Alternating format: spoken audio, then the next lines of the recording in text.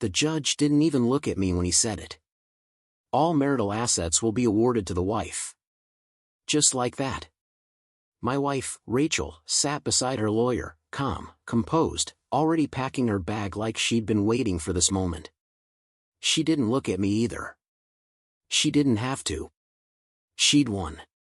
The house I paid for. The savings I built.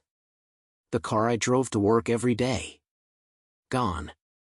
I walked out of that courtroom with a cardboard box and a silence so loud it rang in my ears. People told me the usual things. Start over.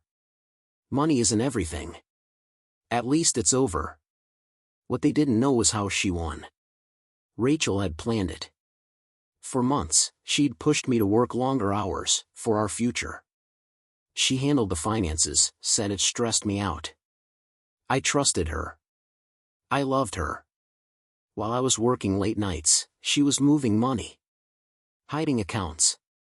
Framing narratives. By the time I realized what was happening, I was already painted as the careless husband who contributed nothing at home. She took everything. And as she walked past me outside the courthouse, she finally smiled. Try not to be bitter, she said sweetly. You'll be fine. She had no idea what she'd just done. Because what Rachel took wasn't just my money. She took responsibility. And that was the one thing that would come back to destroy everything she thought she'd won. I slept on my friend's couch that night. No house. No bed. No savings. Just a phone buzzing with messages I didn't answer and a single email notification I almost ignored. From Internal Audit Department. Subject, follow-up required, account oversight. I stared at it for a long time. Here's the thing Rachel never understood about me, I wasn't careless. I was specialized. For 12 years, I worked in compliance and risk analysis. I didn't handle money directly, I tracked patterns. Irregularities. The kind of details people miss when they think they're smarter than everyone else. Rachel thought she'd taken everything because she took what she could see. What she didn't take was my access. During the marriage, she insisted on handling investments herself. Said she wanted to learn. Asked me to just glance at things now and then. And I had. Quietly. I opened the email. The audit team was reviewing multiple flag transfers connected to a newly divorced client who'd suddenly acquired significant assets. Large deposits. Offshore movements. Timing that didn't match reported income. Rachel's name sat right there in the middle of it. I felt my chest tighten, not with anger, but clarity. She didn't just take the money. She moved it wrong. I replied to the email with one sentence. I'm available to consult. I believe I recognized the pattern. 10 minutes later, my phone rang. Mr. Carter, the voice said carefully, we'd like to ask you a few questions. I looked around at the borrowed couch, the half-packed box at my feet. And for the first time since the divorce, I smiled. Rachel thought the divorce was the end. She had no idea it was just the beginning. They didn't ask me about my marriage. They asked me about timing. When did the transfers start? Who initiated them? Why were accounts split days before the filing? I answered calmly, carefully. Not as a bitter ex-husband, but as a professional who'd seen this movie before. Rachel had made one critical mistake. She assumed audits look for crime. They don't. They look for inconsistency. I explained how the money moved in neat, confident steps, too neat. How small transfers were timed just under reporting thresholds. How assets were shifted into entities that didn't match her stated income or business activity. She planned like someone hiding from a person, I said. Not like someone hiding from a system. The investigator went quiet. Then he asked, did you benefit from any of these transfers? No, I replied. I lost everything. Another pause. That actually helps your credibility, he said. Over the next week, I was asked for more screenshots, old emails, financial summaries I still had archived from when I'd just glanced. I didn't dig. I didn't snoop. I already had the map. Meanwhile, Rachel was living her victory. Posting photos from the house. Captioned brunches. New car. Comments full of "so proud of you for choosing yourself." She looked untouchable. Then one afternoon, she called me. Not angry. Not smug. Careful. "Hey," she said lightly. "Have you heard anything strange lately?" I leaned back, heart steady. "Strange how?" I asked. She laughed too fast. "Just banks asking questions." "Probably nothing." "Probably." I ended the call politely. And as I set my phone down, I realized something powerful. Rachel wasn't afraid of me.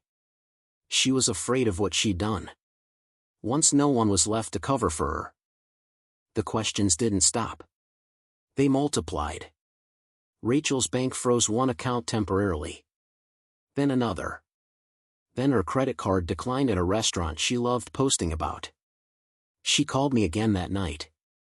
This time, she didn't pretend to be casual. "You talked to someone," she said. I didn't answer right away. "Did you tell them something?" she pressed. I chose my words carefully. I answered questions I was asked. Her breath caught. "You're trying to punish me." I almost laughed. "No," I said. "I stopped protecting you." That was the truth she wasn't ready for. During our marriage, I smoothed things over. Flagged risks before they became problems. Warned her when something felt off. She thought that meant she was smart. It meant she was covered. Without me, the system was finally seeing her clearly.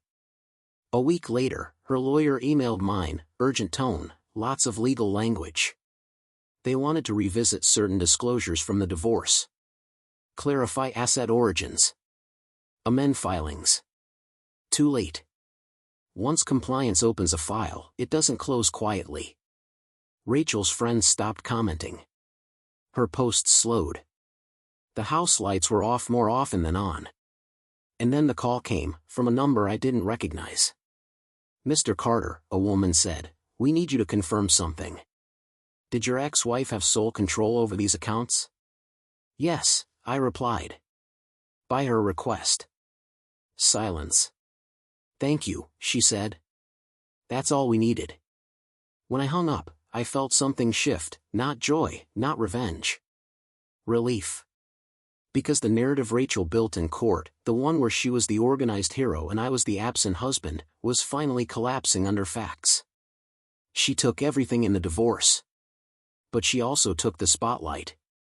And the spotlight was about to show everyone exactly how she'd won. Rachel showed up at my friend's place unannounced. Same confidence. Same designer coat. But her hands were shaking.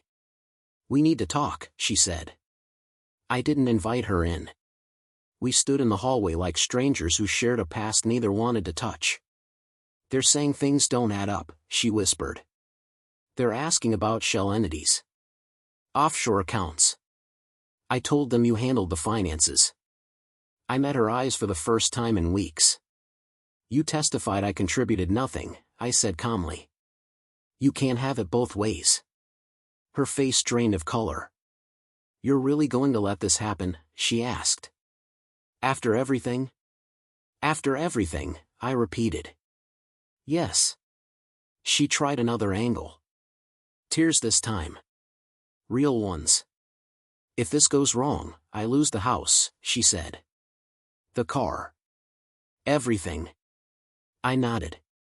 "I know how that feels." She reached for my arm. I stepped back. "You took what the court gave you," I continued. "Now the system is asking how you got it." That night, the news broke quietly, no headlines yet, just filings and public records. Asset seizure pending review. By morning, it was everywhere. Rachel's lawyer stopped returning her calls. Her accounts stayed frozen. The house she'd posted from was suddenly listed, court-ordered. She called me one last time. "What do you want?" she asked, voice empty. I thought about it. "Nothing," I said. I already lost everything once. And then I hung up. Because the truth was simple. Rachel thought the divorce was the finish line. She never realized it was just the point. Where no one was left to clean up her mistakes. The hearing was scheduled without drama. No phone call to warn her. No chance to prepare a story. Just a notice. Review of asset disclosure, mandatory appearance. Rachel sat alone this time. No confident smile. No whispered jokes to her lawyer. Because her lawyer wasn't there anymore. He'd withdrawn 2 days earlier. Conflict of interest, the notice said. I watched from the back of the room as documents were laid out, clean, organized, unforgiving. Timelines. Transfers. Signatures. The judge read quietly, then looked up. Mrs. Carter, he said, can you explain why funds were moved into undeclared entities immediately before the divorce filing? Rachel opened her mouth. Closed it. Tried again. I was advised, she said weakly. I didn't understand. The judge raised a hand. You testified you managed all finances independently, he said. You also testified your husband was uninvolved. She nodded. Then responsibility rests with you, he concluded. The room felt colder. The ruling followed quickly. Assets frozen pending investigation. Divorce settlement reopened. Potential fraud referral. Rachel's shoulders slumped like something heavy had finally landed. Outside the courthouse, she caught up to me. This isn't fair, she said quietly. I just wanted security. I looked at her, really looked. So did I replied. When I was on that couch with nothing. She didn't argue.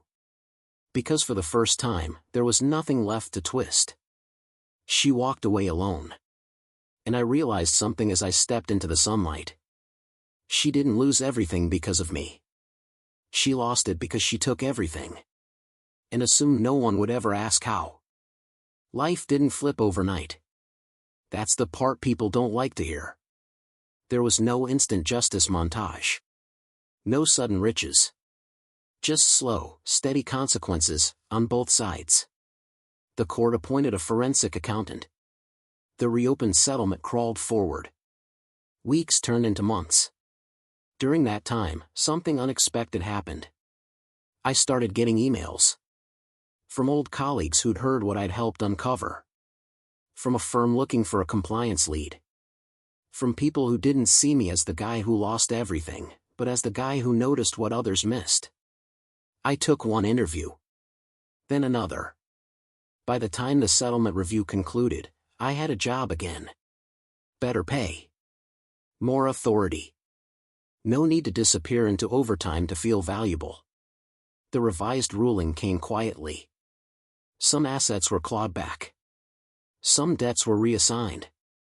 Not everything returned, but enough to breathe again. Enough to stand on my own.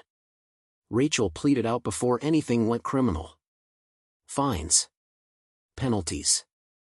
Mandatory disclosures. The house sold under supervision. The image she built collapsed without an audience. I didn't celebrate. I didn't gloat. Because the real win wasn't watching her lose. It was realizing I'd survived the moment she thought broke me. The night I moved into my own place again, small, clean, mine, I sat on the floor with a cup of cheap takeout and felt something unfamiliar. Safety. Not the kind someone gives you. The kind you build when you finally stop carrying other people's risks. There was only one thing left to do. Not confront her. Not forgive her. Just decide who I would be next. And that decision mattered more than any settlement ever could. Rachel thought she took everything. The house. The savings. The future she believed I didn't deserve. What she didn't realize was that she also took the illusion I had been living under. The illusion that love meant covering for someone. That loyalty meant staying quiet. That stability meant letting someone else drive while you paid the price. Losing everything stripped that away. When the final paperwork came through, I didn't feel victorious. I felt clear. Clear about who I was without her. Clear about what I would never ignore again. Clear about the cost of silence. We never spoke after that last hearing. No closure conversation. No apology tour. No dramatic reunion. Just distance. And distance, I learned, is sometimes the most honest ending. Today, my life is smaller, but it's solid. I know where my money goes. I know who has access to my trust. I know the difference between partnership and control. Rachel won the divorce. She just didn't understand the prize. She took everything that could be taken from me. And left behind the one thing that couldn't be touched. My ability to see clearly. And once you have that, no court can take it away.